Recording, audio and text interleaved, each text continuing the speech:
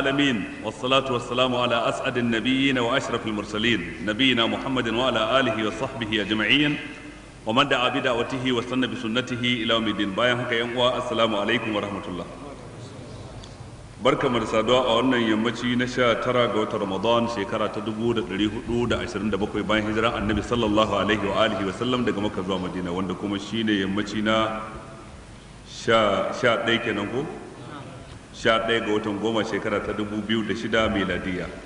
A yammacin jiya idan ba a manta ba mun tsaya karshen aya ta 88 cikin wannan sura mai albarka suratul Tauba, yau za mu tashi farkon ta 89. Kafin haka akwai tambayoyi. Mai tambaya na farko yana cewa shin ya halatta ka baiwa mutum zakka alhalin kana bin sa bashi daga baya ka zo ka ce ya biya ka bashin ka? Malamai sun ce wannan bai halatta ba. Za ka bashi zakka amma ba za ka sharɗanta masa ba cewa ya biya ka bashin ka. Ya cancanta ne ya karɓi zakka, yanzu kuma ya rage na idan ya karɓi zakkan nan shin yana da abin da zai gudanar da kansa don ya biya ka bashi, ko zai ɗauki wani abu daga ciki, ko ma zai hana ka bashin ka sai nan gaba don yana da wata matsalar da in ma ya baka kuɗinka sai ya sake cin wani bashin. Kai dai za ka bashi zakka tsakaninka da Allah ba tare da sharɗanta masa cewa lalle ya biya ka bashin ka ba.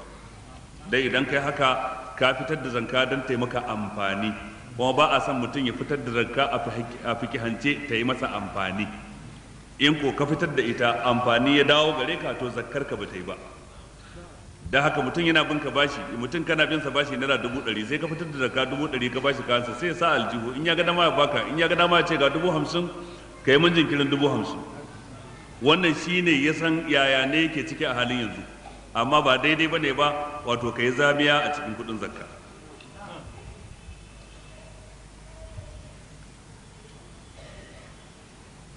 Wanda ya ce yana son a faɗakar da 'yan uwa da suke zuwa a makare ranar juma'a, amma sai mutum ya rinka ƙetare sahu har sai ya samu sahu na gaba ko na biyu ko na uku.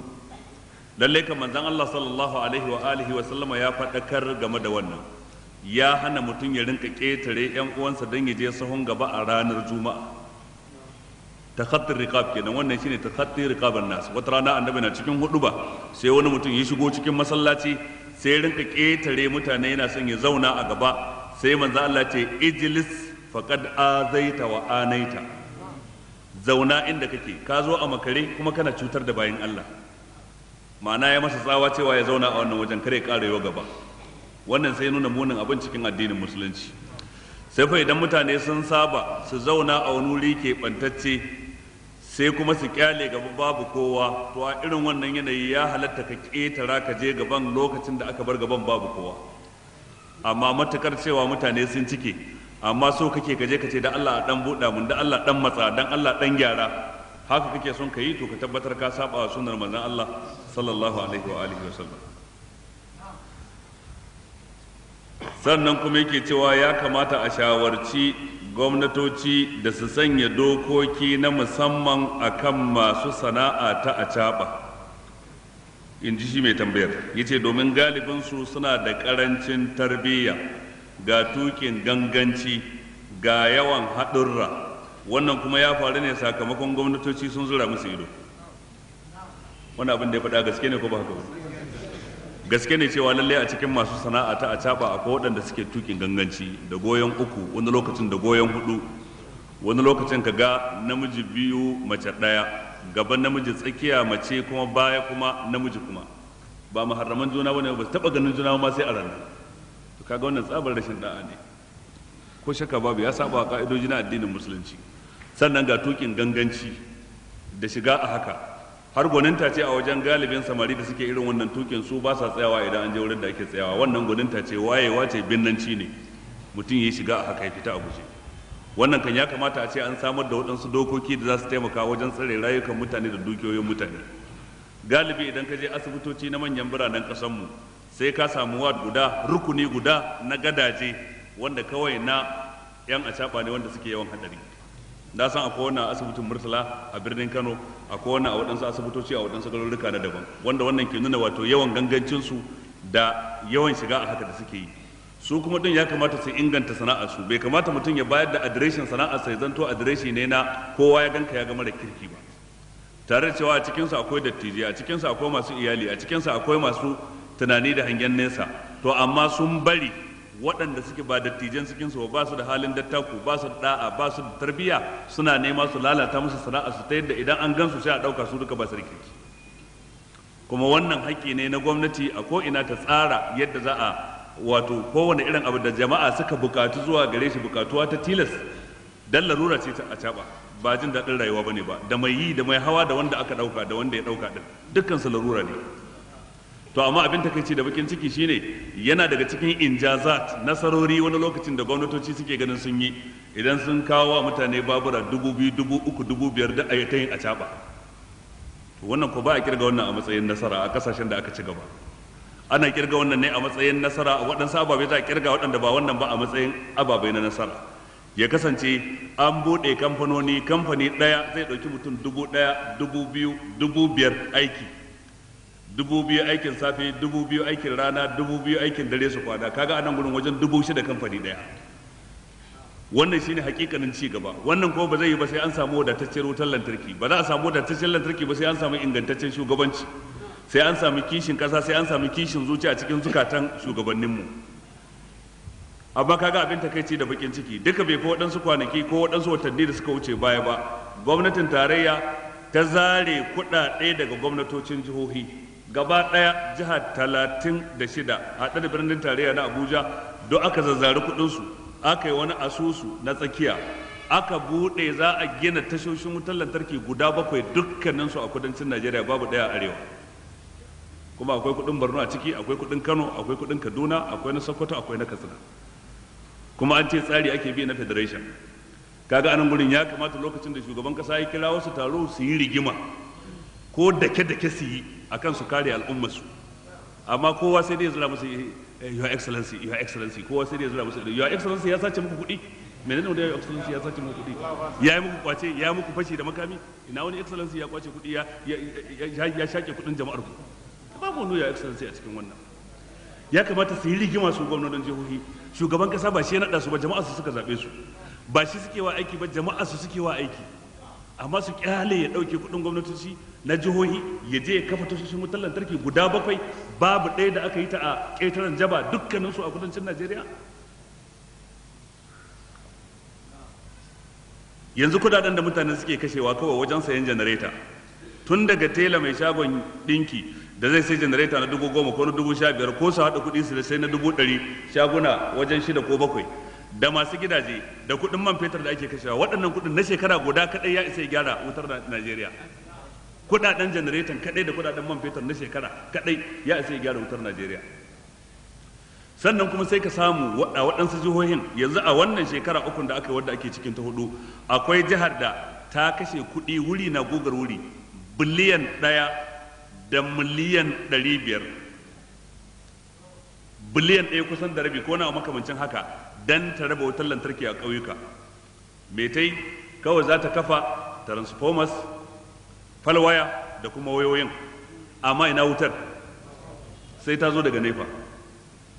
To wannan jihar da za ta ƙara waɗansu makamancin wannan kuɗin, ta isa ta yi wa kanta wutar lantarki ta sami wajen 3,000 watts wanda za ta iya rabawa mutane, bayan ita ta shayar da jihar ta rabawa sauran jihohi ta samu kuɗaɗen shiga.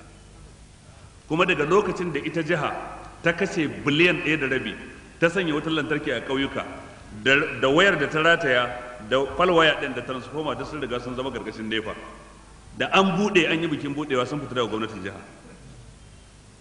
Kai ne ma'aikacin nefa, haka ne ko ba haka ne? Kaga yayi dariya, ya san haka ne. Shahidun min ahli hakenan. Ko da yake an ce ba nefa ba, PHT Power Holding Company, wasu yanzu yan dakon wutar ne, amma ba su suke bayar da ita ba. Kaga su ma sun to waye zai bayar? Kaga duk ma wannan wani dabara ce, ita kanta wannan dabara ce ake wa 'yan ƙasa ba su sani ba. Su da su suke bayar da wutar sai suka canja sunan, wai su 'yan dakon wuta ɗin ne. Aikinsu idan an samu wutar su raba muku, kuma su ba ku bil, kuma su karɓi kuɗi a wajen ku, to amma ina wutar take, ballantana a idan kwanta. A takaici dai waɗannan ababu wallahi ba ababen dariya bane, ba ababen takaici ne a wannan ƙasa. Karancin wutar lantarki ya kashe dukkan masana'antu su kuma sai suna kakkafa wutar lantarki ta kudu. Dukkan wani kamfani da ya kulle a Maiduguri ko a Kaduna ko a Kano sai ya koma Lagos ko ya koma Abeokuta ko ya koma ina ne. Da haka ake mu kuma nan gurin muna ƙara talaucewa, muna ƙara kaza, sannan waɗanda amanar mu take hannunsu su kuma sun kasa hango abin ko sun hange shi baya cikin abin da suke wa tunani. Amma wallahi baya cikin ci gaba haka kawai gwamnatoci su sayo babura su raba wa mutane. Kuma wani abin takaici sai ka ji wani lokacin chairman na karamar hukuma a ce ai ya raba babura 7 a karamar hukumar da yake da samari marasa aikin yi saboda 150 babur 7. To ai me kuma a ɗaukiwa a ƙauyuka a ɗaukiwa a kai shi ina. Ya kamata a nan gurin duk su kalli irin waɗannan ababai. Allah rufa mana asiri. Wannan yana tambaya dangane da hadisi da manzon Allah sallallahu alaihi wasallam ke cewa inna Allah harrama alaikum uquqal ummahat wa wa'adal banat wa man'an wahat wa kariha lakum qila wa qal wa kasrata su'al wa ida'atal mal. Menene ma'anar wannan hadisi? Ma'anarsa ubangiji ta'ala ya haramta muku waɗannan al'amura. Uquqal ummahat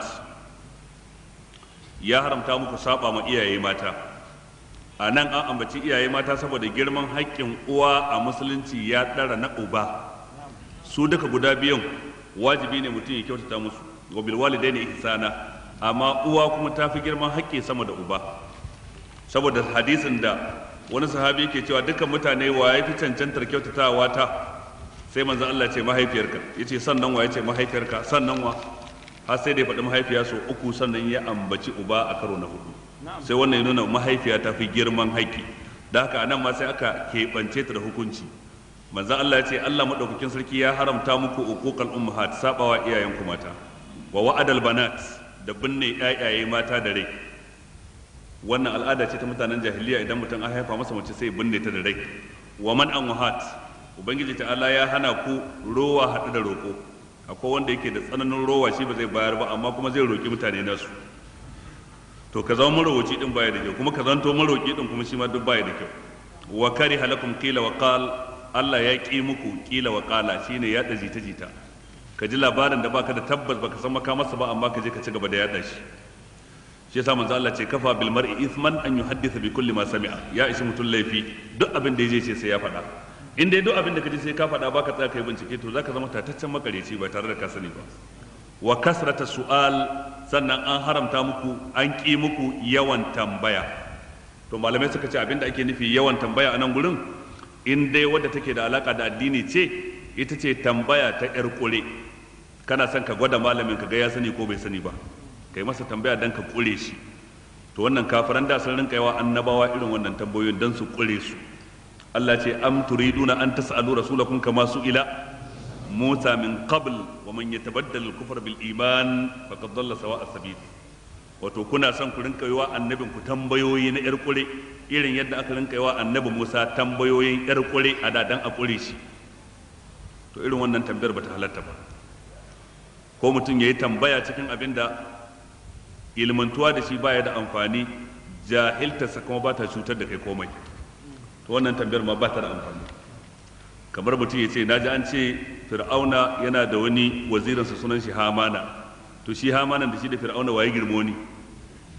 Kaga nan idan ka gano waye girmo ni sai me, kuma in ka jahilci haka sai me? Sannan shi fir'auna yana da mace sunanta Asiya, banda ita yana da waɗansu matan? To in ka gano yana da waɗansu matan sai me, kuma in ka jahilci haka kuma sai me? Sannan fir'auna shekarunsa nawa a duniya kafin ya mutu? Kaga duk waɗannan ilmun la yanfa wa jahalun la yadur, ilimin da baya da amfani, jahilcin da baya cutarwa kenan, abinda malamai ke kiransa kenan. To irin waɗannan tambayoyin ba su da amfani, kuma ba a san mutum ya shagaltar da kansa wajen yin su. Ko kuma ka yi tambaya dan a faɗi laifin wani ka ji daɗi, wannan tambayar ita ma ba ta da kyau, dan kana da mummunan niyya, innamal a'malu binniyat, kai niyyar ka yanzu ba ta da kyau. Inda a ce ka yi tambaya dan wani ya gane kuskurensa ya gyara, wannan ita ce manufarka, to wannan niyya ce mai kyau. Amma ka yi tambaya dan in an faɗi laifinsa kai ka san ba haka bane ka ji daɗi, to kaga mummunan niyya ce. Duk irin wannan tambayoyin ba su da kyau. Wa ida'atul mal, ubangiji ta'ala ya ƙi mana tozalta dukiya. Tozalta dukiya shine yin almubazzaranci wajen kashe ta. Wannan haramun ne almubazzaranci, wala tubazzir tabzira innal mubazzirina kanu ikhwana shayatin. Allah ce masu almubazzaranci dangin shaidan ne, yan uwan shaidan ne. wa kana shaytanu li rabbih kafura. wanda yake cewa sau da dama a cikin tafsirin ka sai ka ambaci waɗansu hukunce-hukunce sai ka ce amma ba za a aiwatar da su ba sai karkashin sarki musulmi ko halifa musulmi. Tambaya ta a nan, wace hanya ce ya dace a bi don a samar da halifanci na musulunci a ban ƙasa? Hanya ta farko imani. Idan imani ya nuna a cikin zukatan dukkanin musulmi ko kaso mafiya yawa nasu, dan ba sharaɗi ba ne sai kowa musulmai ɗin nan a ce adadinsu, to kowanne ya samu guzuri na imani da ya iya yin jihadi, ya iya ba da ransa, ya iya ba da dukiyarsa, su duka gaba ɗaya ko kaso mafi yawa daga cikinsu. To wannan hanya ta farko kenan. Sannan hanya ta biyu ɗin, to kuma sai a sami wato ainihin hijira. Mutane su ƙaurace wa dukkan tsarin da ba na Allah ba, su rayu akan tsarin Allah bayan imani ya nuna a cikin zuciya. To ita kuma hijira iri biyu ce. Akwai hijira daga shirka zuwa ga imani, daga bid'a zuwa ga sunna, daga sabo zuwa ga da'a. Wannan ita ce hijira ta farko, dai sai in mutum ya yi ta ne zai iya hijira ta daga gari zuwa gari. Dukkan mutumin da bai kaurace wa shirka ba, bai kaurace wa bid'a ba, bai kaurace wa ayyukan sabo ba, to ba zai iya yin hijira ba wadda take ta daga gari zuwa gari. Dan haka duk lokacin da ake maganar hijira, wannan ake nasantawa a farko, fa man kana hijratuhu ila Allah wa rasulihi fa hijratuhu ila Allah wa rasulihi. Kaga ila Allah wa rasulihi, to kaga kenan ba daga gari zuwa gari ba. Al hijra ila Allah shine suka ce bit tauhid, wal hijra ila rasulillah bi mutaba'ati sunnatihi alaihi salatu wassalam. Ina fata an fahimta. Ibn al-Qayyim yayi bayani mai kyau akan wannan a cikin littafin wannan karamin littafi, ina jin Zadul Muhajir sunansa ko wani a makamancin haka, risala ce sagira, kuma yayi bayani akan hijira da waɗansu bangarori nata kuma a cikin littafin Zadul Ma'ad fi hadi khairul ibad. To idan aka samu imani ya nuna a cikin zukatan mutane, aka samu mutane a rayuwarsu ta yau da gobe da mu'amalarsu a gidajensu, su da iyalansu, kasuwancinsu, zamantakewarsu, duk sun kauracewa ha'inci, sun kauracewa algushu, sun kauracewa dukkan wani tsari na zamba da cuta, sun koma tsarin Allah tsantsa. To wannan tabbatacciyar hijira kenan. To a wannan lokaci su da kansu za su ga waye ya kamata su yi wa mubaya'a a cikinsu, saboda matakinsu na ilimi, matakinsu na ikhlasi, matakinsu na tsoron Allah ya kai na su sallama wa wani in sun gane wani ya fi su cancanta a ilmance da kuma ta fuskar tsoron Allah da tarbiyya. To lokacin da aka sami irin wannan shine mutane za su iya yin jihadi, sannan sai daular musulunci kuma ta tabbata. Ina fata an fahimta. To kaga hanyar tana da tsawo kuma gajera ce. Tsawonta shine wato tana buƙatar aiki, amma gajartarta abubuwan da take buƙata ba su da yawa. Matattakala 1, 2, 3 zuwa 4 sai ga an fada cikin daular musulunci. To amma kafin a tsallake matattakala ta 1, kafin a shiga ta 2, kafin a shiga ta 3, to a nan gurin ake samun rudani. Kuma duk lokacin da ka taho za ka tsallake ta farko ka ce banda ita, bari a je ta 3 ko ta 4. Idan an kafa daular musulunci a dawo a gyara wannan din daga baya, to kuma ka riga ka yi kuskure tun farko. Daular ba za ta kafu ba, ballantana kuma ka ce ka dawo ka gyara wannan din. Sannan samar da daular musulunci wajibi ne namu na duka, amma gyara shika-shikan imani a cikin zukata, gyara aqida, gyara sallah, gyara azumi, gyara zakka wajibi ne na kowane ɗaya a karan kansa shi. To kaga akwai bambanci tsakanin wajibinmu na mu duka da wajibin kowa a karan kansa. To ko da wani lokaci mutane ba sa iya taruwa su yi wajibinsu na gari duka sai bayan sun iya yin wajibinsu a matsayinsu na ɗaiɗaiku. In ba za su iya wannan ba, to wancan ma ba za su iya yin sa. Allah gane da mu.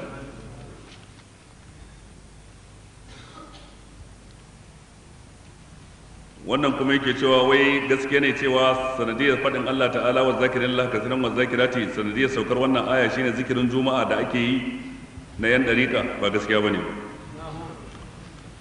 Manzon Allah sallallahu alaihi wasallam ya fassara da kansa, dan shi aka saukarwa da alqur'ani. innal muslimina wal muslimati wal mu'minina wal mu'minati wal qanitina wal qanitati was sadiqina was sadiqati was sabirina was sabirati wal khashiina wal khashiati wal mutasaddiqin والمتصدقين والمتصدقات والصائمين والصائمات والحافظين فروجهم والحافظات والذاكرين الله كثيرا والذاكرات الذاكرين الله كثيرا والذاكرات. حديثي ya zo cikin sunan na Abu Dawud da na Tirmidhi da Muslim da Imam Ahmad dan Hanbal. Manzon Allah ce dukkan namijin da ya tayar da matarsa cikin dare suka tashi suka yi sallan nafila tare shi da ita, to za a rubuta su cikin wazakirin Allah kathiran wazakirati. bai ce mana ba wanda ya je zikirin juma'a suka zagaye kyalle suna yi da sauti ɗaya suna rerawa, manzon Allah bai faɗi wannan ba, amma ya faɗi wancan. Saboda haka fassara ayar ba yadda manzon Allah ya fassara ba, wannan kuskuren fassara ne. Ka duba kuma cikin tafsirin Ibn Kasir, shi zikiri da ake yi na ranar juma'a da za a haɗu a zagaye kyalle ana yi, shi bid'a ne, ba ya da asali cikin addini. Dan ana son zikiri kowa ya shi kadai, wa rajulun zakara Allah khaliyan fa fadat aynahu. Da haka ya kamata a yi hattara.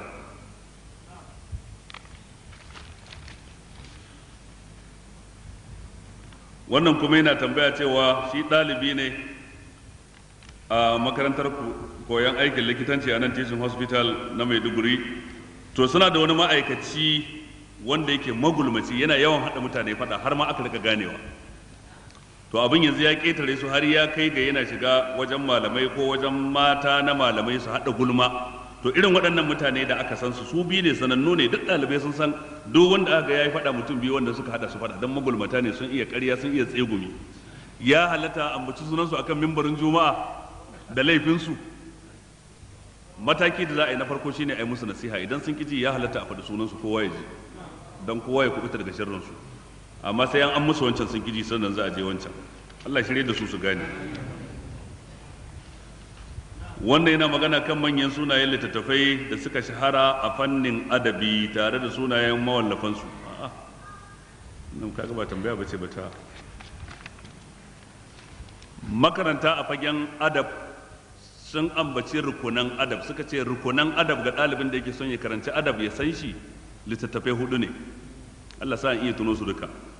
Na farko akwai littafin Adabul Katib na Ibn Qutayba, kamar juz'i 1 ne, bai fi wannan girma ba haka.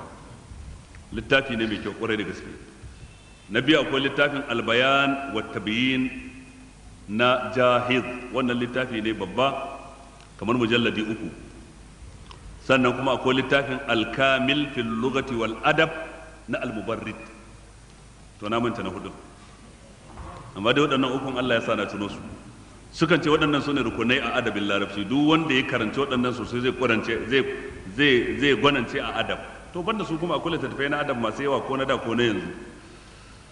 Daga ciki akwai littafi mai kyau na Ibn Abdul Bar, littafin Bahjatul Majalis. Wannan littafin yana da kyau, juz'i 3 ne, shi ma na adab. To banda shi akwai tarin littattafai masu yawa, shi dai adab ba tarin littafin bane ba, yawan karatun shine adab. Idan kana so ka kware shine yawan karatu, kamar yadda shi Jahiz ya rinka yi, tunda shine duk wanda zai maganar adab sai ya kawo maganar Jahiz. To shi kuma Jahiz wato wajen dai nacin karatu lalle ana sarawa Jahiz. Mutumin da yake zuwa shagon da ake sayar da littattafai ya biya kuɗi ya ce a bashi dama ya kwana a ciki su kuma su samu riba biyu, gashi ya ba su kuɗi zai kwana a ciki kuma gashi yana musu gadi. Shi kuma burinsa ya karanci littattafan da baya da su a labirari ɗinsa, waɗanda zai kwafe kuma ya kwafe da hannu. Suka ce duk irin yadda ya ƙoƙarin ya cikawa littattafai alƙawalinsu, su littattafai ba su cika masa alƙawalinsa ba, domin littattafai ne suka jibgo masa aka yi faɗi ya mutu saboda nacin karatu. Shi ne ce duk abin da ka gani a rubuce ka karanta. Wannan falsafa ta shi ta duk abin da ka gani a rubuce ka karanta, waɗansu ɗin sun ɗauke ta a matsayin falsafa ce mai kyau. Suka ce domin ɗayan biyu ne, in mai amfani ne zai amfane ka, in mai cutarwa ne kuma ka gane cutar sai ka kauce mata. To amma ba kowa ne kuma zai karanta cuta ya gane cuta ce ba. Ina fata an fahimta. Sai bayan mutum yana da hasana, yana da garkuwa da za ta tsare shi. Amma dai babban abin da ke sa mutum ya kware a fagen ilimi, wanda kuma adabi na ciki, shine yawan karatu, yawan karance-karance, yawan kwatanta abin da ka karanta da abin da wane ya karanta. Suka ce dan kayi karatu kai kadai a gida, kayi nazari, baka tattauna da kowa ba, baka sanin ka sani ko ka fahimta daidai ko kayi kuskure. Amma sai ka haɗa kai da wane. Yanzu ko mahaddaci baya gane lalle haddasa ta nuna sai ranar da ya je aka kafa tukuri da shi, aka yi musaffa daga bakara zuwa nasi, aka kwana, ya ga cewa bai ha'inci kansa ba wajen da an jima ya ɗauki buta. Ka san akwai gardawan da suke dabara, in ya ga ta kusan zagawowa kansa, yi lissafi, ya ga izifin da za a zo kansa yana da wahala, sai ɗauki buta wai zai canja alwala. A kwanacin baka gudu wajen canja alwala ba. To kai ne hafizi, dan ka ji su sun ji ka. Shi sa ɗaya daga cikin malamai ke cewa duk abin da ka karanta baka gane ingancinsa sai ka hada da abin da wani ya karanta. amma ka je kai nazari kai kadai a kulle a cikin gida baka tattauna da kowa ba baka yi gumurzu da ɗaliban ilimi ba daga kai sai waɗansu 'yan muridai da suka zagaye ka da kayan magana sai sami ina wa a tsana ya za ka gane kai malami ne sai ka haɗu da sauran ka ce an ce an yi bayayyar dalili an yi musayar dalilai da ka'idoji na ilimi to sannan kasancewa ka isa kai ma ka fito kai magana. Imam Malik ce ban yadda na fara karantarwa ba sai da mutum 70 cikin waɗanda sun isa a Madina suka ce ya kamata ka fara karantarwa, sun gwada shi sun ji shi ma ya gwada su ya ji su. To amma yanzu kaga abin ba haka yake ba, duk wanda ya ga dama kawai sai ya wa kansa naɗi kawai ya fito ya ce shi ma malami ne, illa iyaka rukunan zama malanta gurgudan yadda raunin ka ya fi girma, kuma in ka ga dama rawanin ka yi shi mai launi rodi shine binni dan ka bada tsoro, wani kore tsanwa Allah rufa mana asiri, Allah ba mu ilimi mai amfani.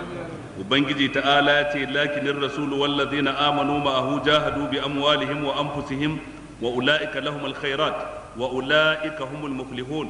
Amma annabi da waɗanda suka yi imani tare da shi sun yi jihadi da dukiyoyinsu da kayukansu sannan suka yada addinin musulunci. Wa ulaika lahumul khairat, lalle waɗannan suna da alkhairai masu tarin yawa, ko kace lahumul khairat an yi musu alkawali na matan gidan aljanna da aka ce fihinna khairatun hisan wa ulaika humul muflihun, sannan waɗannan sune za su rabauta. Ayar da muka tsaya jiya kanta kenan, yau kuma za mu tashi aya ta gaba. A'udhu billahi minash shaitanir rajim. Bismillahir rahmanir rahim. A'adda Allahu lahum jannatin tajri min tahtiha al-anhar khalidina fiha. ذلك الفوز العظيم. وجاء المعذرون من الأعراب ليؤذن لهم وقعد الذين كذبوا الله ورسوله سيصيب الذين كفروا منهم عذاب أليم. Ubangiji ce a addallahu lahum jannatin tajri min tahtiha al-anharu khalidina fiha, wato Allah ya yi musu tanadin aljanna wadda koramu ke gudana karkashin gine-ginenta ko kuma karkashin itacen da ke cikinta, khalidina fiha za su dawwama a cikinta. Zalika al-fawz al-azim, wancan kam shine rabo wanda yake mai girma, Allah sa mu cikin su. Allah ya ce waja al-mu'adhdhiruna min al-a'rabi, sai masu ba da uzuri suka zo min al'arabi cikin mazauna karkara. Al'arab jam'i ne, mufrad ɗin kalmar a'arabi. Al'arabiyu ya zama mazaunin karkara guda ɗaya, amma al'arab mazauna karkara su da yawa. Ja al-mu'azziruna min al'arab, masu ba da uzurin cewa ba za su je yaƙi ba daga cikin mazauna karkara sai suka zo li yu'zana lahum dan ayi musu izini su zauna ba sai an tafi da su yaƙin Tabuka ba. Wa qa'ada alladhina kadhabu Allah wa rasula, amma waɗanda suka karyata Allah suka yi wa Allah da manzon Allah ƙarya kuwa su ne munafukai, su kan sun yi zaman su a gida, waɗansu daga cikin su zo su bada uzurin ma na ƙaryar ba su zo ba. Allah ce sayusibu alladhina kafaru minhum azabun alim, lalle da sanda zai shafi waɗanda suka kafirta, wato azaba wadda take mai radadi. Malamai sun yi sabani dangane da kalmar al-mu'azziruna, don waɗansu suna fassara ta da masu uzurin ƙarya, masu uzuri amma na ƙarya. Idan mun fassara ta da masu uzurin ƙarya sai mu ce ashe munafukai waɗanda ba su je yakin Tabuka ba iri biyu ne. Iri na farko waɗanda suka zo suka ba da uzurin ƙarya, su ne waja al-mu'azziruna min al-a'rabi li yu'zana lahum. Kashi na biyu su ne waɗanda su suna ganin ma ba sai sun zo sun faɗi uzuri ba, kawai za su yi zaman su a gida. Su ne wa qa'ada allazina kadhabu Allah wa rasulahu. Waɗansu malaman suka ce a'a, al-mu'azziruna su ne waɗanda suka ba da uzuri na gaske a larabci. Al-mu'azzir ma'ana wanda ya ba da uzuri na gaske, ya faɗi uzurin da lalle gaske ne, to irin waɗannan su ake nufi. Suka ce dan abin da yasa aka ce su ake nufi a ayar, Ubangiji ya bambance su da nabiyinsu, su ne wa qa'ada allazina kadhabu Allah wa rasula, su waɗannan nabiyin da suka zauna an siffanta su da cewa kadhabu Allah wa rasula, sun yi wa Allah da manzon Allah ƙarya. Wannan sai nuna waɗancan na farkon kenan su ba ƙarya suka yi ba, uzurin gaske ne suka faɗa. Allah ce laisa ala du'afa'i, laisa ala du'afa'i wala ala al-marda wala ala alladhina la yajiduna ma yunfiquna harajun الله ورسوله ما على المحسنين من سبيل والله غفور رحيم ولا على الذين إذا ما أتوك لتحملهم قلت لا أجد ما أحملكم عليه تولوا وأعينهم تفيض من الدمع حزنا ألا يجدوا ما ينفقون. Ubangiji ce laisa ala du'afa'i, abinda ake nufi da ad-du'afa anan sune gajiyayyu waɗanda sun gajiya saboda shekaru sun yi musu yawa, tsofaffi kenan. Wala alal marda, abinda ake nufi da al-marda anan gurin sune marasa lafiya, jam'i ne na kalmar marid. Wala alal ladina la yajiduna ma yunfiquna harajun, sannan babu laifi kan waɗanda ba su samu abinda za su ciyar ba wajen tafiya yaki. Dukkaninsu da ad-du'afa da kuma almarda da alladhina la yajiduna ma yunfiqun dukkanin su laysa alaihim harajun, babu wani kunci a kansu. Lafazin haraj na nufin adhiq, wadanda suka ce alharaj na nufin adh-dhanb. Laysa alaihim dhanbun fi tarkil jihad, laysa alaihim dhanbun fi adami khurujihim ma'a an-nabi sallallahu alaihi wa alihi wa sallama 'ama tabuk. Ba su da laifi da suka zauna a gida ba su fita tare da annabi ba wajen yakin tabuka, saboda suna da dalili na gajiya, su gajiyayyu ne. Ad-du'afa gajiyayyu saboda tsufa ko saboda kuturta ko saboda makanta ko saboda gurguntaka. Sannan almarda marasa lafiya suna da wani dalili na rashin lafiya da ya hana su. Sannan kuma alladhina la yajiduna ma yunfiqun, wanda ba su da kuɗin da za su sai dabbar da za su hau su tafi, kuma tafiyar ta fi karfin a tafiya ƙasa tunda kilomita 600 ɗoriya, kaga tafiya ce mai nisa. To irin waɗannan sai Allah ya ce babu laifi a kansu don ba su je yakin tabuka ba. Wato wanda baya cikin wannan idan bai je yaki ba zai zama abin zargi, amma kowane ɗaya cikin ɗaiɗaikun waɗannan baya zama akan abin zargi don bai je yaki ba, amma da sharaɗi idza nasahu lillahi wa rasuli, idan sun tsantsanta tauhidinsu ga Allah kuma sun tsantsanta biyayyarsu ga manzon Allah sallallahu alaihi wasallam. Domin an-nushu a cikin larabci na nufin al-ikhlas. Da haka manzon Allah ce addinun nasiha, addinun nasiha, addinun nasiha. Sahabbai suka ce liman ya rasulullah, sai manzon Allah ce lillahi wa li kitabihi wa li rasulihi wa li a'immatil muslimina wa ammatihim. Shi addini gaba ɗayansa tsarkin zuciya shine addini, kyautata niyya shine addini. Sai suka ce kyautata niyya game da wa? Sai ce game da Allah. Idan mutum ya yi tsarkin zuciya game da Ubangiji, bai jingina masa abokin tarayya ba, bai jingina masa sa'a ba, bai jingina masa ɗa ko mace ba, sannan ya kaɗaita shi da ibada shi kaɗai, to wannan shine an-nasihatu lillah. Amma an-nasiha li rasulillah tsantsanta biyayyar ka ga manzon Allah, wa ma atakumur rasulu fakhuzuhu wa ma nahakum anhu fantahu. Duk abin da aka ce wane ya ce, su wane sun ce, su wane sun aikata, kai ba za a ruɗe ka da yawan su ko kuma karancin adadin su ba, kai dai kana so su samu shaida daga bakin manzon Allah shine yace kafin su ce. In abin nan da su wane da wane suka ce manzon Allah ya bada shaida akan sa, to sai kai biyayya dan kai kana tsantsanta biyayyar ka ne ga manzon Allah.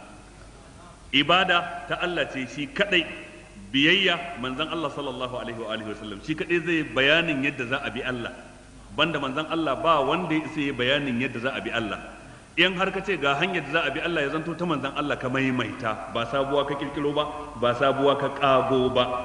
Shine ibn al-qayyim ke cewa at-turqu ila Allah kulluha masdudatun illa tariqun wahid.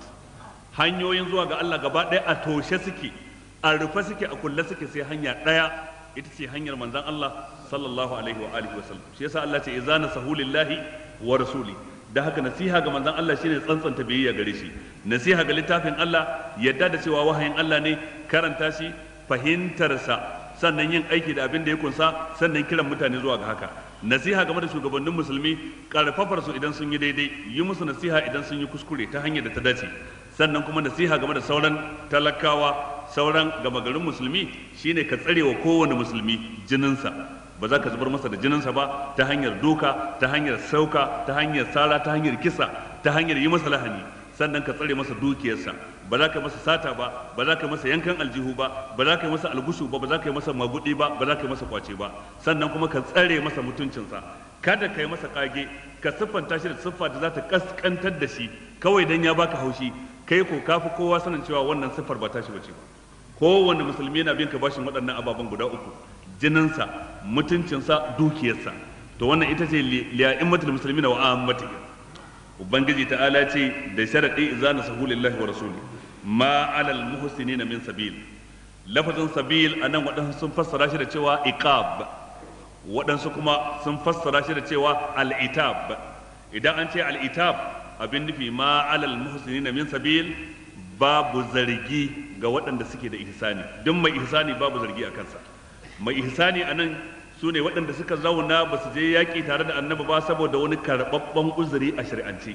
To kaga su waɗannan masu ihsani ne, da haka babu zargi a kansu. Idan ka fassara shi da iqab, ma'ana ma'alal muhsinina min iqab, ma'ana dukkan waɗanda suka yi ihsani babu wata uquba a kansu. Allah madaukakin sarki ba zai musu azaba ba a sanadiyyar rashin fita tare da manzon Allah sallallahu alaihi wasallam. Wallahu ghafurur rahim, Allah mai gafara ne, Allah kuma mai jin kai ne. Sai Allah ya sake cewa wala alal ladzina idza ma atawka litahmilahum, haka babu laifi akan waɗanda suka zo maka litahmilahum dan ka ba su abin hawa. Qulta, kai kuma sai ka ce da su la ajidu ba ahmilukum alaihi, ba da abin hawan da zan ba ku hau ku je ta buka. Tawallau, su kuma sai suka juya, wa a'yunuhum tafidu min ad-dam'i, idanunsu sun cika da hawaye, shine tafidu min ad-dam'i. Asalin ayin wanda shine ido la yafidu, ad-dam'u huwa allazi yafid, al-ma'u huwa allazi yafid. Amma an jingina al-fayd ko al-ifada zuwa ga ido dan mubalaga a cikin larabci. Amma in ba haka ba, ai ido baya gudana da kansa, abin da ke cikin ido shi ke gudana, wato hawaye. Da abin da yake ruwa ko dangin ruwa shi ke gudana, amma kwayar ido ba dangin ruwa bace, ba ta gudana. Amma sai aka jingina gudana zuwa ga kwayar ido, ana nufin hawaye dan mubalaga na kaiwa matuƙa wajen kukansu, cewa kuka ne na gaske ba kukan munafici ba, don mai kukan munafici ba da dukkan ido yake ba, aran hawayen yayi, dan haka za a ganshi a gefen nan ko a gefen nan, ba zai cika ba gaba ɗaya ta ko ina. Shi yasa suke cewa idza ishtabaka dumu'un fi jufunin tabayyana man baka mimman tabaka. Idan hawaye suka yawa a ido, ka kalli wannan, ka kalli wannan, ka kalli wannan, to zaka gane mai kukan gaske da ko mai kukan ƙarya. Akan gane su idan Allah ya baka basira, idan Allah ya saka cikin masu gane al'amura. Ubangiji ta'ala ce wala alal ladzina idza ma atawka litahmilahum qulta la ajidu ma ahmilukum alayhi tawallaw wa a'yunuhum tafidu min ad-dam.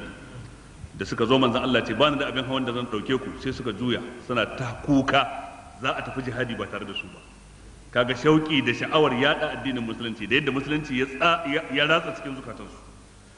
Hadisi ya tabbata cikin sahihul bukhari, wani kaso na sahabban manzon Allah sallallahu alaihi wa alihi wa sallam daga cikin al-ash'ariyuna, su ne mutanen Abu Musa al-Ash'ari, kabila ce daga kasar Yaman, suka zo wajen annabi suka ce a ba mu abin hawa da za mu hau mu tafi jihadi. Manzon Allah sallallahu alaihi wa alihi wa sallam ya waiga yace ba ni da wani abu da zan baku, wallahi la ahmilukum, wallahi ba zan baku abin hawa ba ni da abin hawan da zan baku ku tafi, wa ma indi shay wa ma indi ma ahmilukum alai. To ana nan kuma ashe kuma akwai waɗansu sojoji da manzon Allah ya tura dan kai farmaki wajen waɗansu masu adawa da musulunci. To sai suka ci nasara a wajen yaƙi, sai suka zo da ganima, cikin ganimar kuma har da ababen hawa, raƙuma da dawaki. Sai manzon Allah ya kirawo su yace ainan nafar al-ash'ariyun, ina waɗannan gungun mutanen kabilar al-ash'ariyun? Suka ce ga mu. Suka dawo wajen manzon Allah, sai manzon Allah ya ba su raƙumi guda 5, yace to ga abin da ya samu, sai ku san waɗanda za su hau, sauran kuma su haƙura. Lokacin da ya ba su wannan raƙumi guda 5, sai suka zo suna cewa manzon Allah, amma ka manta faɗa rantsuwa kai cewa ba za ka ba mu abin hawa ba. Yace na rantsa a lokacin bani da abin hawan ne, amma kuma yanzu gashi ya zo sai in ba ku, ba yanda za a yi irin rantsuwa cewa ba zan yi kaza ba, daga baya kuma sai in samu daman yin shi, kuma in ga yin yafi alkhairi, face sai na yi dai in samu alkhairin, idan ya so na yi kafarar rantsuwa ta. To sai manzon Allah ya sunnanta mana cewa idan mutum ya rantse cewa ba zan yi kaza ba, daga baya ya ga yin wannan abin shine alkhairi, to ya kamata ya yi wannan alkhairin sai kuma ya kafarar rantsuwansa. In kuma ya rantse cewa sai na yi kaza, daga baya kuma ya ga yin wannan abin ba alkhairi bane, to gare ya ƙi, idan ya so daga baya kuma sai ya kafarar rantsuwarsa. ala kulli halin dai cikin waɗanda suka zo gaban manzon Allah suna kuka, daga baya waɗansu an samu abin hawa da suka tafi, waɗansu kuma ba su samu abin hawa ba sun zauna, da haka ubangiji kuma ya riga ya kore zargi ga barinsu, domin faɗin sa wala alal ladina zama a tauka an yi atafin sa ne akan laysa alal du'afa wala alal marda wala alal ladina la yajiduna ma yunfiquna harajun, ha kuma wala alal ladina idza ma atauka litahmilahum qulta la ajidu ma ahmilukum alayhi harajun, suma babu haraj akan su, babu kunci akan su, tawallau wa a'yunuhum tafidu min ad-dam'i, suka juya suna kuka hazanan domin damuwar Allah ya jidu ma yunfiqun, ba su samu abin da za su sai dabba su yi guzuri don su fita yakin ba. sai Allah ce إنما السبيل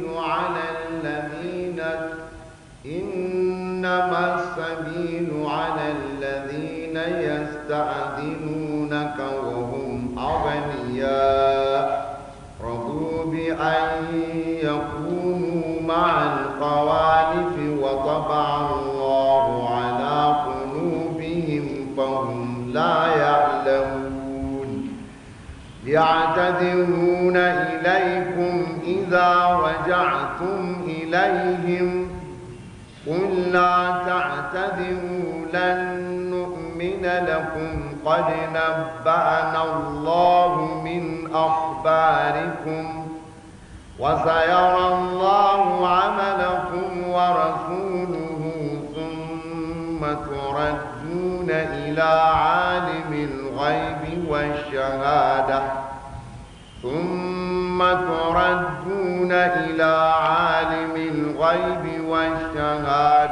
فينبئكم بما كنتم تعملون إنما السبيل على الذين يستأذنونك سندي زرقي إذا من فسر سبيل لتوا زرقي كوكما سندي عقوبة da azaba idan mun fassara cewa as-sabil anan ana nufin al-iqab wal azab sannan dai kadai zargi yana hawa ne alal ladzina yasta'zinunak kan waɗanda suke neman izininka su ce ba za su fita yaki ba wa hum aghniya alhali suna masu wadata, suna da abin da za su sai dabbar hawa, suna da abin da za su yi guzuri, suna da abin da za su sai kayan abinci su barwa mutanen gidansu har su je su dawo, amma tare da haka sai suka zo suka bada uzurin ƙarya dan kasa je yaki. Irin waɗannan su ne zargi ke hawa kansu. Radu bi an yakunu ma al-khawalif, sun yarje wa kansu zama tare da zaunannu a gida, su ne mata da yara ƙanana waɗanda ba su balaga ba. Wa taba Allahu ala qulubihim fahum la ya'lamun, ubangiji ta'ala ya sanya murfi akan zukatansu, ba za su taɓa sanin alkhairin da ke cikin fita yaƙi ba, ba za su taɓa sanin alkhairin da ke cikin dacewa da shahada in an fita zukatansu, ba za su taɓa sanin alkhairin da ke cikin fita yaƙi ba, ba za su taɓa sanin alkhairin da ke cikin dacewa da shahada in an fita yaƙi ba. Wato shi yaƙi yana tabbatar da martaba ce ta al'umma in har sun gane shi, to su ba za su fahimci haka ba. Ya'taziruna ilaikum idza raja'tum ilaihim, suna kokarin gabatar da uzuri gare ku lokacin da kuka dawo wajen su. Wato haka munafukai suke, idan an tafi yaƙin ba da su ba, suka tabbatar annabi ya je ya dawo lafiya, to sai su rinka tanadan uzuri, kowa yana tanadan ƙaryar da zai je yi. Sai Allah ce qul la ta'tazuru, in sun zo za su yi magana ka ce da su la ta'tazuru, kar ma ku bani hanzari, kar ku ce za ku faɗa mun uzuri, lan nu'mina lakum, mu ba za mu gaskata ku ba akan uzurin da za ku ba mu. Qad nabba'ana Allah min akhbarikum, ubangiji ta'ala ya riga ba mu labarin ku tuntuni, an saukar da wahayi, an fallasa ku, an faɗa mana munafukai mun gane su. Wa sayara Allahu amalakum wa rasuluhu, ubangiji ta'ala zai ga aikin ku, sannan kuma manzon tsira annabi sallallahu alaihi wa sallam shi ma zai ga aikin ku. Summa turadduna ila alimil ghaibi wa shahada, sannan a maishe ku zuwa ga masanin gaibu, masanin bayyane shine Allah ta'ala, fa yunabbi'ukum bima kuntum ta'malun, sai ya baku labarin irin abin da kuka kasance kuna aikatawa. Wato a nan gurin kaga cikin faɗin cewa la ta'tazuru, kar ma ku kawo uzuri, wato ana nufin kenan uzurin ku baya da amfani ko kun kawo. In dai mutum ya zama uzurin ƙarya zai bayar a sanadiyar rashin fita da annabi sallallahu alaihi wasallam, to uzurinsa baya da amfani kenan. Allah ya riga labartawa annabi labarinsa shi da waɗanda suke tare da shi. Sai Allah ce فيحلفون بالله لكم إذا انقلبتم إليهم لتعرضوا عنهم فأعرضوا عنهم إنهم رجس ومأواهم جهنم جزاء بما كانوا يكسبون يحلفون لكم ترضوا عنهم فإن ترضوا عنهم فإن الله لا يرضى عن القوم الفاسقين سيحلفون بالله لكم da sannu za su rinka muku rantsuwa da Allah idan qalabtum ilaihim lokacin da kuka dawo gida wajen su litu'ridu anhum wai dan ku kawar da kai ku kyale su ba tare da kun zarge su ba fa'aridu anhum ku rabu da su kar ma ku saurare su innahum rijis su din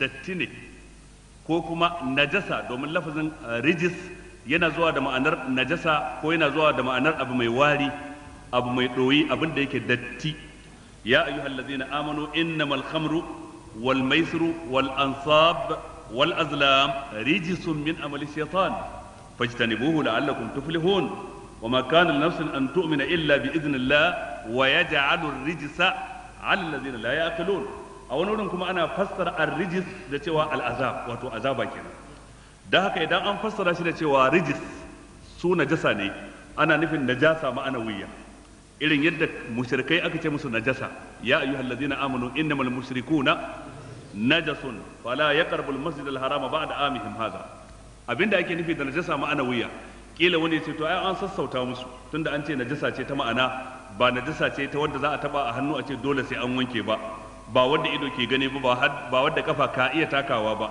a'a hakikanin gaskiya ita najasa wadda ido ke iya gani hannu ya iya tabawa kafa ta taka ai kaga da an sa mata ruwa ta riga ta kau to amma najasa wadda take ma'ana wuya ruwa baya kawar da ita sai wutar jahannama to kaga inda illata take kenan da haka aka ce innamal mushrikuna najasun da haka su ma nan munafikai aka ce fa a'ridu anhum ku kawar da kai ku kyale su innahum rijis su din najasa ne abin nufi datti ne istighfarin ku ba za ta yi musu amfani ba ko da kun yi musu ku ce za ku yi musu addu'a ba za ta yi musu amfani ba su mutu ku yi musu sallah ba za ta yi musu amfani ba abin da zai kawar da dattin su shine wutar jahannama tana can tana jiran su shine innahum rijis domin inda a ce laifin da suka yi kankani ne da Allah zai bayar da daman a zarge su me yasa ba ku yi ba amma sai Allah ce fa'aridu anhum laifin da suka yi ba kankani bane kai musulmi idan kai kuskure kai ne kake bukatar zargi sai a yi maka nau'i na zargi ko a kausasa harshe a gare ka cewa baka kyauta ba baka yi daidai ba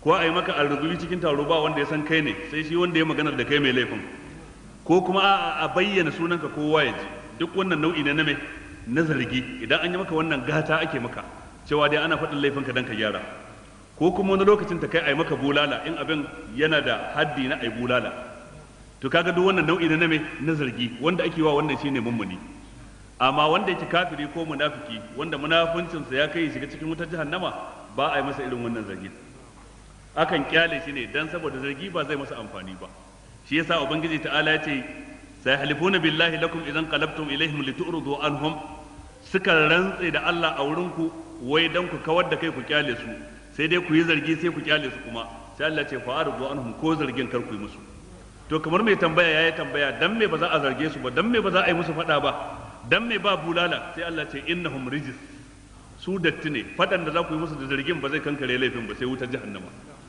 wa ma'awahum jahannam makomasu ita ce wutar jahannama shine wani yake cewa fallawmu yughrihim wala yujdihimu fallawmu yughrihim wala yujdihimu fal kalbu anjasu ma yakunu idza iktasal yake cewa in ma ka zarge su zargin zai ƙara ziga su ne su ƙara wani munafuncin da ya fi wanda suka yi yau in ma ka ce ba ku yi daidai ba a madadin su gane su gyara kuskuren su sai su ƙara haukata su ƙara kangarewa akan barnar da suke kai wala yujdihi ma zargin su ba zai amfane zargin ka ba zai amfane su ba sai ke cewa fal kalbu anjasu ma yakunu idza iktasal yace kare yana ƙara datti ne duk lokacin da ya wanka ka kyale shi a haka shine kwalliyarsa amma da ka jika shi sai ya ƙara datti dai kafin ka jika shi da ruwa baka jin warinsa amma kana jika shi da ruwa sai ka ji ya fara wari ina fata an fahimta shine ke cewa da haka zargin munafikai abin da ke kara musu datti to kaga wannan ke nuna siffa ta munafunci tana da hadari shi yasa munafikai za su zanto cewa fi darkil asfali minan nar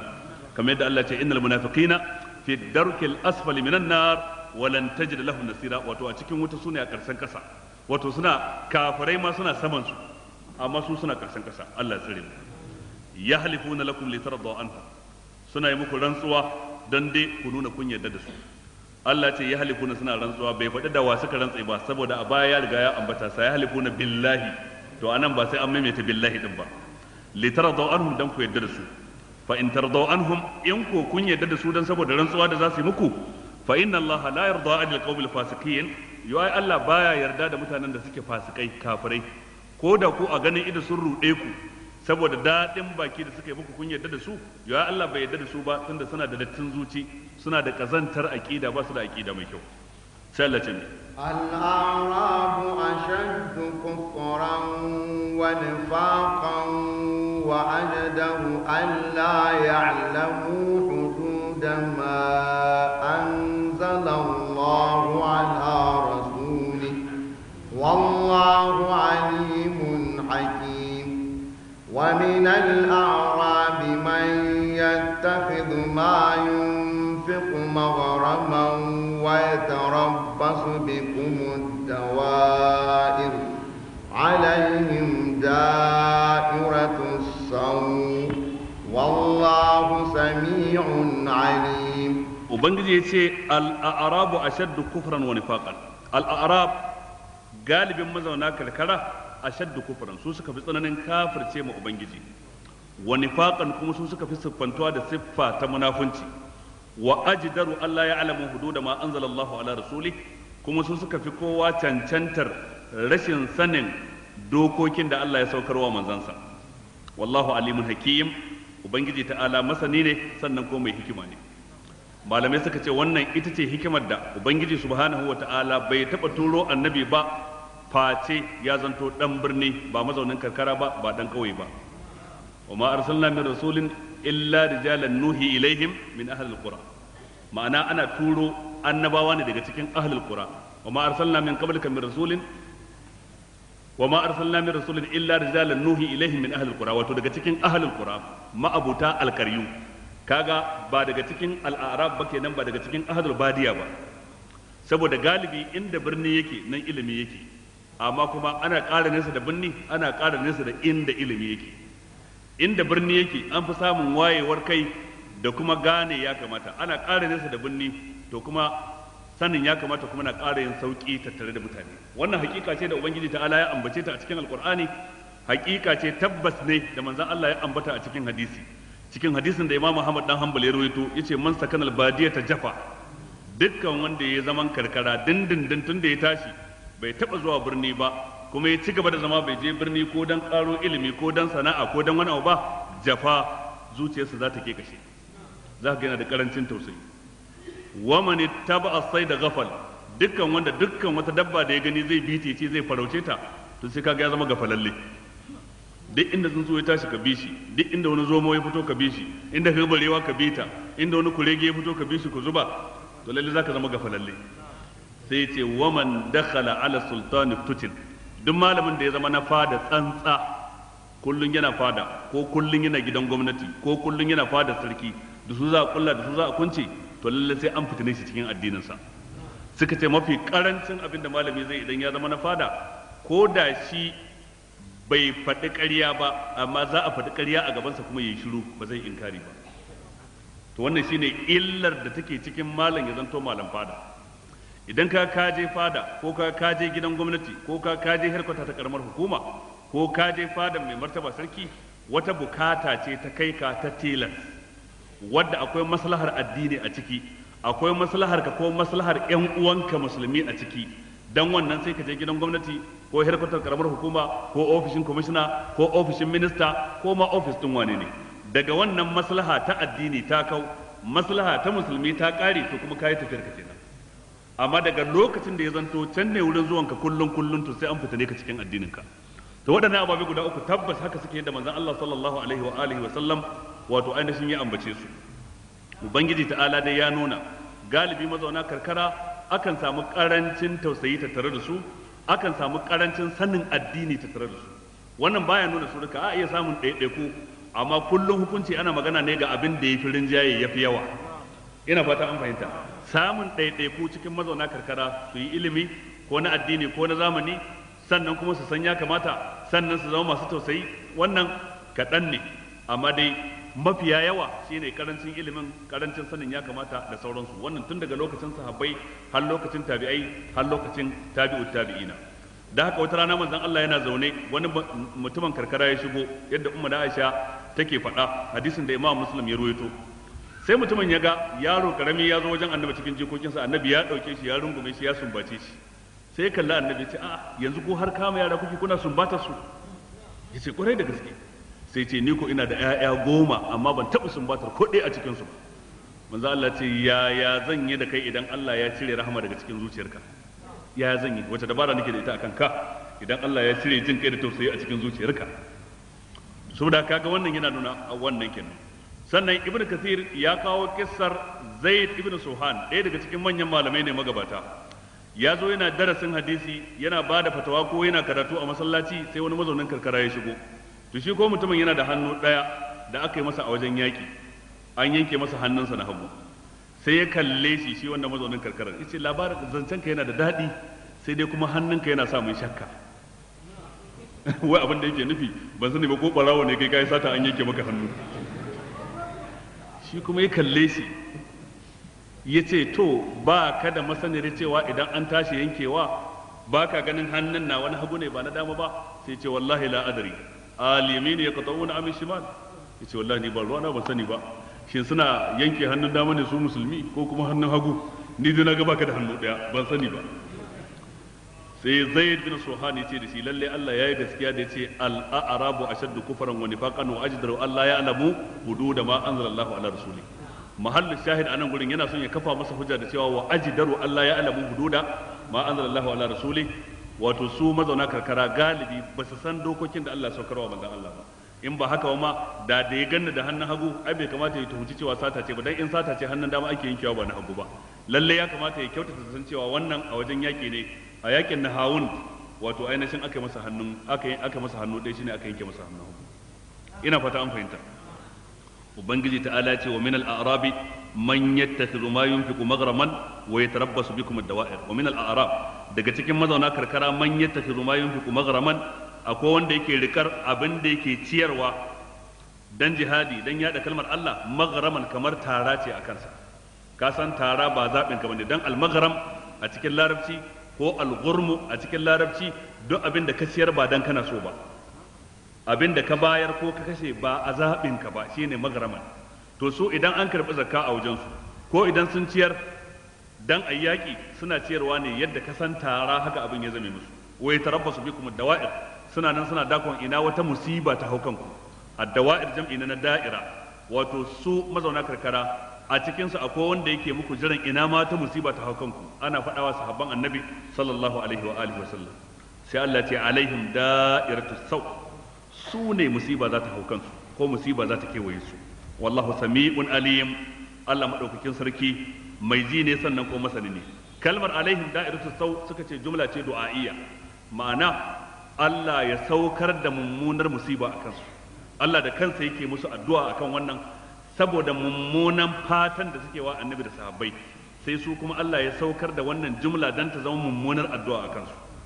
Sai ayar karshe, ومن الأعراب من يؤمن بالله واليوم الآخر ويتخذ ما ينفق قربات عند الله وصلوات الرسول ألا إنها قربة لهم سيدخلهم الله في رحمته إن الله غفور رحيم. ومن الأعراب cikin mazauna karkara man yu'minu billahi wal yawmil akhir, akwai wanda ake samu yayi imani da Allah ya kuma yi imani da ranar karshe. Wato kenan ba dukkan su suka taru suka zama ɗaya ba. Wannan ke nuna hukuncin da muka ambata na baya, wannan ya nuna galibi ake nufi ba dukkan su ba. Dai idan aka dauka dukkan su sai a dauka don mazauna karkara kenan haka suke, amma gashi Allah ya ce wa min al-a'rab, a waɗansu daga cikin mazauna karkara man yu'minu billahi wal yawmil akhir, akwai wanda ake samu yayi imani da Allah, yayi imani da ranar karshe, wa yattakhidhu ma yunfiqu qurbatan inda Allah, kuma yakan riki duk abin da zai ciyar a matsayin ibada da za ta kusanta shi zuwa ga Allah. Wa salawatir rasul, kuma ta zame masa sababi na dacewa da addu'o'in manzon Allah a kansa. Tunda idan manzon Allah ya karɓi zakar mutane zai musu addu'a, salatul rasul ita ce du'a'ur rasul alaihi salatu wassalam. Ala ku saurara ku ji innaha qurbatun lahum, lalle wannan ciyarwar tasu za ta zame musu kusanci zuwa ga Allah a tattare da su. Sayudkhiluhum Allah fi rahmati, da sannu Allah zai shigar da su gidan rahmatsa. Inna Allah ghafurur rahim, lalle ubangiji ta'ala mai gafara ne sannan kuma mai jin kai ne. Abinda muka faɗa zama daidai Allah shi ba mu lada, wanda muka yi kuskure kuma ubangiji ta'ala shi ya fi mana. Wassalamu alaikum.